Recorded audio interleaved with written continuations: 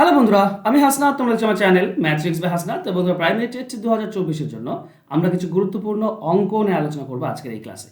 তো চলো শুরু করে আজকের ক্লাস। তিনজন ব্যক্তি এ, বি এবং সি যৌথভাবে একটি ব্যবসা শুরু করেন, যেখানে এ এর মূলধন 10,000 টাকা।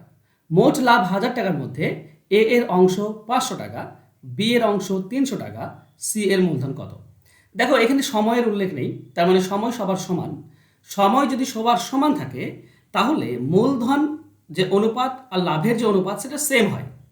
এখানে চিন্তা করো, তিনজন ব্যক্তি আছে এ, বি আর সি।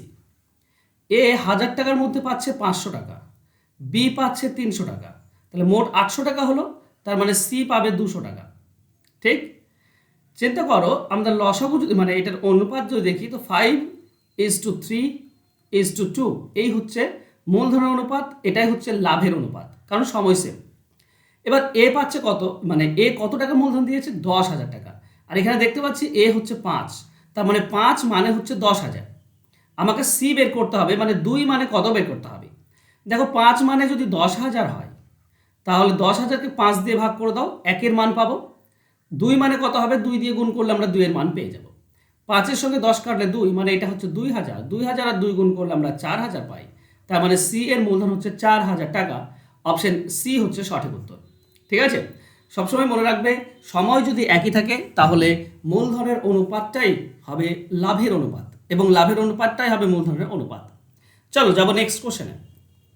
লেভেল ক্রসিংয়ে দাঁড়িয়ে একটি লোক দেখলো 280 মিটার লম্বা একটি ট্রেন তাকে 14 সেকেন্ডে অতিক্রম করেছে। ট্রেনটির গতিবেগ প্রতি ঘন্টায় কত হবে? দেখো, একটি লোককে যখন ট্রেন পার করবে তার মানে নিজের দৈর্ঘ্যটাই পার করবে, অর্থাৎ পার করবে 280 মিটার। কত সেকেন্ডে? 14 সেকেন্ডে। 14 দিয়ে ভাগ করে দিলে 1 সেকেন্ড পেয়ে যায়। এটা মিটার প্রতি সেকেন্ড পাচ্ছি। ঠিক আছে, এটা হচ্ছে মিটার প্রতি সেকেন্ড।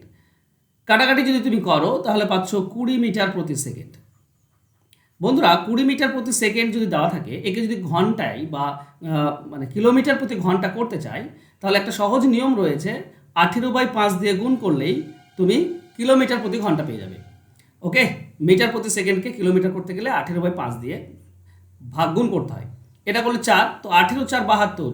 এটা হচ্ছে সঠিক উত্তর। অ্যান্সার হবে অপশন সি। এটা টাইম অ্যান্ড ডিস্টেন্সের সব থেকে সিম্পল কোশ্চেন। চলো নেক্সট কোশ্চেনে যাবো। এবিসি ত্রিভুজের এ বি সমান হচ্ছে এসি। দেখো, আমরা যদি একটি ত্রিভুজ অঙ্কন করি এভাবে, অঙ্কটা একটু ভালো করে বুঝবে। এ বি আর এসি এটা সমান বলা আছে। ঠিক আছে, এ বি আর এসি সমান। ই এফ যথাক্রমে এ বি এবং এসির মধ্যবিন্দু। দেখো, এ বির মধ্যবিন্দু ই আর এসির মধ্যবিন্দু হচ্ছে এফ। এডি বিসির উপর লম্ব। আচ্ছা, এডি যদি লম্ব টানা হয় বিসির ওপর, তো এটা হচ্ছে লম্ব। এটা সমদ্বিবাহু ত্রিভুজ, কারণ দুটি বাহু সমান আছে। এ বি এবং এসি সমান মানে সমদ্বিবাহু ত্রিভুজ। এডি 4 সেমি বলা আছে আর ইএফ 3 সেমি বলা আছে। আচ্ছা, ইএফ যদি তুমি যোগ করে দাও, এটা 3 সেমি বলেছে। সব থেকে মজার বিষয় হচ্ছে বন্ধুরা, এ বির মান বের করতে হবে। মজার বিষয় এটা, এটা দেখো, এই যে ই আর এফ আছে, এটা এ বি এবং এসির মাঝে রয়েছে। মাঝে যদি থাকে তাহলে বিসি বাহুর সমান্তরাল হবে। বিসি বাহুর সমান্তরাল লাইন হবে ইএফ, আর ইএফ এর মান হবে বিসির অর্ধেক। বিসির অর্ধেক এটা 3, তার মানে বিসি হবে ডাবল 6। বিসি ডাবল, যেহেতু এটা সমদ্বিবাহু ত্রিভুজ, তার মানে এটা 3 ভাগ হয়েছে। এটা 3 ভাগ হয়েছে। ঠিক আছে, এটা উপপাদ্য, এগুলো মনে রাখার বিষয়। ঠিক আছে, মধ্যবিন্দু যদি যোগ করো তাহলে এই লাইনটা, নিচের লাইনটা আর এই লাইনটা সমান্তরাল হয়। আর এটা যদি এক্স হয় তো এটা হবে 2x, ডাবল হয়ে যাবে। মানে অর্ধেক তোলা হয়েছে তাই ওটা অর্ধেক হয়ে যায়। এবার আমাকে চেয়েছে এবির মান। দেখো, খেয়াল করো, তোমরা যদি এবির মান বের করতে চাও তাহলে এবি এটা তো আমার জানা নেই, এটা বের করতে হবে। কিন্তু বিডি মানে ভূমিটা আমার জানা আছে 3, আর লম্বটা জানা আছে 4। দেখো, এটা লম্ব, তার মানে এটা 90 ডিগ্রি কোণ। তার মানে লম্ব হচ্ছে 4, ভূমি হচ্ছে 3, অতিভুজটা আমাকে বের করতে হবে। তাহলে 3 4 হলে একটা 5 হয়, 3 4 আর একটা 5 হয়ে যায়। মানে লম্ব আর ভূমি 3 4 হলে অতিভুজ 5 হয়। এটা ট্রিপলেট বলা হয়।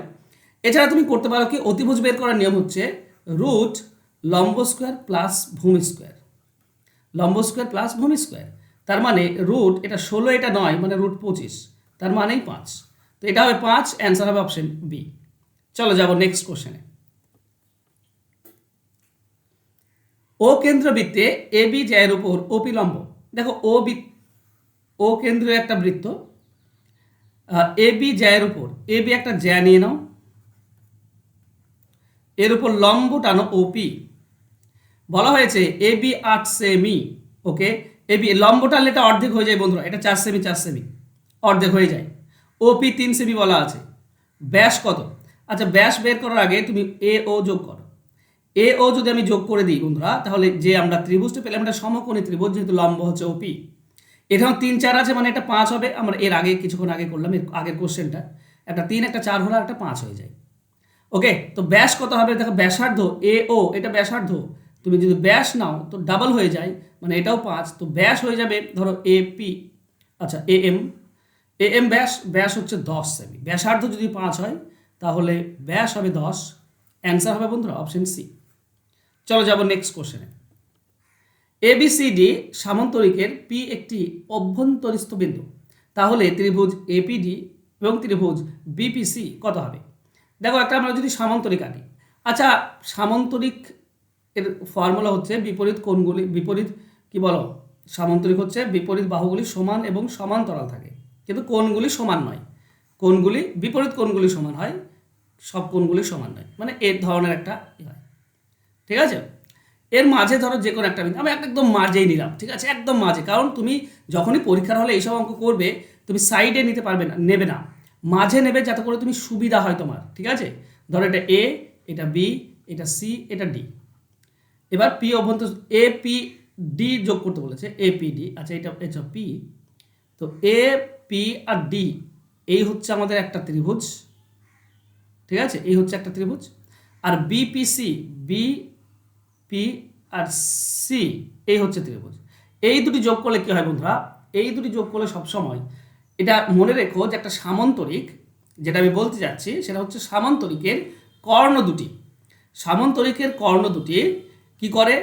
পরস্পরকে সমান ভাগে ভাগ করে। আর যে 4টি ত্রিভুজ উৎপন্ন হয় সে সবগুলির ক্ষেত্রফল সমান। মানে এই একটা ত্রিভুজ এর ক্ষেত্রফল, এই 2 নম্বর ত্রিভুজ এর ক্ষেত্রফল, 3 নম্বর ত্রিভুজ এর ক্ষেত্রফল, আর 4 নম্বর ত্রিভুজ এর ক্ষেত্রফল, 4টি সমান হয়। এখন আমাকে বলেছে এই 4 নম্বর আর 2 নম্বর যোগ করলে কত হবে? যেহেতু 4টি সমান, তাহলে এই দুটির যোগফল অর্ধেক হবে, সামান্তরিকের অর্ধেক, কারণ দুটি যোগ করলে বাকি দুটি থাকে। তো অপশন বি আমাদের উত্তর হবে, অর্ধেক সামান্তরিক হবে। ঠিক আছে, অর্ধেক, এটা মনে রেখো। আর যে কোনো একটা ত্রিভুজ বললে 1/4, তখন এ অ্যান্সার হয়ে যেত। একটা ত্রিভুজ বললে, দুটো ত্রিভুজ বললে অর্ধেক, 3টি ত্রিভুজ বললে 4/3 ওকে, মানে 3/4। চলো যাব নেক্সট কোশ্চেনে। এবিসিডি একটি বৃত্তস্থ চতুর্ভুজ, এ কোণ এবং সি কোণের সমদ্বিখণ্ডক দ্বয় বৃত্তের সহিত পি এবং কিউ বিন্দুতে মিলিত হয়, পি কিউ হলো। দেখো আমি একটা ত্রিভুজ নিয়ে একটা কি নিয়েছি, বৃত্ত নিয়েছি, এর ভেতরে একটা ত্রিভুজ আছে, ধরুন এটা এ, এটা বি, এটা সি, এটা ডি। আমি এমন একটা ধরেছি যাতে করে আমার সব থেকে বেশি চতুর্ভুজ বলেছে, তো চতুর্ভুজ মানে একটা বর্গক্ষেত্র নিতে পারি। আমি একটা বর্গক্ষেত্র নিয়েছি।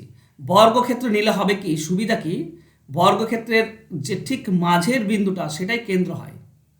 এখন দেখো এ কোণের সমদ্বিখণ্ডক, এ কোণকে যদি তুমি 2 ভাগে ভাগ করো, যেহেতু বর্গক্ষেত্র তো 2 ভাগে এইভাবে ভাগ হবে, এর একদম কেন্দ্র দিয়েই আসবে, নিয়ে সিতে ঠেকবে। এবার এটা পিতে ঠেকেছে, পি বিন্দুতে। আর যদি সি বিন্দু থেকে তুমি আঁকো তাহলে কোথায় থাকবে? এইটা কিউ বিন্দুতে, মানে এতে থাকবে। আমি আঁকতে পারলাম না, এটা একটাই লাইন হবে, এটা একটাই লাইন হবে। এবার এ সিতে ঠেকবে, কিন্তু নাম দিয়েছে পি কিউ, তো সি এর জায়গায় পি হয়ে যাবে, আর সি থেকে যেটা যাবে তো এর জায়গায় কিউ হয়ে যাবে। তাহলে এটা কি, এটা কি, এটা ব্যাস, ব্যাস, তাই নয় কি? পি কিউ হলো বৃত্তের একটি ব্যাস। তো অ্যান্সার হবে অপশন এ। ছবিটা আমি ঠিক করতে পারলাম না, তোমরা আশা করছি করে নেবে সিম্পল ভাবে। যত সহজ এই ধরনের এইভাবে করবে। তুমি যদি এরকম নাও যে একটা বৃত্ত আর একটা চতুর্ভুজ তুমি এই ধরনের নিলে, এই ধরনের চতুর্ভুজ নিলে তুমি কনফিউজ হয়ে যাবে। আরে আমি একটা বর্গক্ষেত্র নিয়েছি, এটাও তো চতুর্ভুজ, তবে এটা তো নিতেই পারি, সমস্যা তো নেই, তাই না? এখন এমন তো বলা হয়নি তুমি বর্গক্ষেত্র নিতে পারবে না বা আয়তক্ষেত্র নিতে পারবে না। চতুর্ভুজ মানে আমি যে কোনো একটা ফর্ম নিতে পারি। ঠিক আছে, তো নেবে কোনটা যেটা তোমার সুবিধা হয় অ্যান্সার বের করতে, যেটা প্রমাণ করতে তোমার বেশি কষ্ট না হয়, মুখে মুখে যেন প্রমাণ হয়ে যায়, এটা মনে রেখো। চলো যাবো নেক্সট কোশ্চেনে। ওকে, নেক্সট কোশ্চেনে যাওয়ার আগে বলছি বন্ধুরা, তোমরা যদি প্রাইমারি টেটের জন্য অঙ্ক শিখতে চাও তাহলে আমি তোমাদেরকে অঙ্ক শেখাচ্ছি। কনসেপচুয়াল ধারণাগত যে কোশ্চেন আছে সমস্ত অঙ্ক তুমি পাবে, প্লাস চ্যাপ্টার ওয়াইজ তুমি ক্লাস শিখতে পাবে।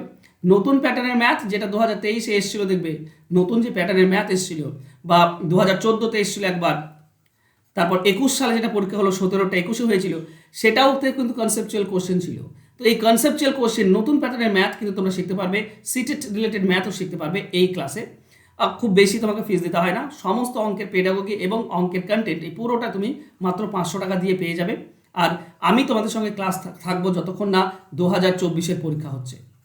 2024-এর পরীক্ষার আগের দিন অবধি আমি তোমাদের সঙ্গে থাকবো, তোমাদেরকে অঙ্ক শেখানোর চেষ্টা করবো যেন তোমাদেরকে অঙ্ক মানে ফিরে আসতে না হয়, অঙ্কের যেন ম্যাক্সিমাম অ্যান্সার তোমরা করে আসতে পারো। তো ফোন নাম্বার দেওয়া আছে, যোগাযোগ করে নিও তোমরা যদি অঙ্ক শিখতে চাও, নতুন প্যাটার্নের ম্যাথ শিখতে চাও। ওকে, থ্যাংক ইউ সো মাচ বন্ধুরা আজকে আমার সঙ্গে জড়ে থাকার জন্য।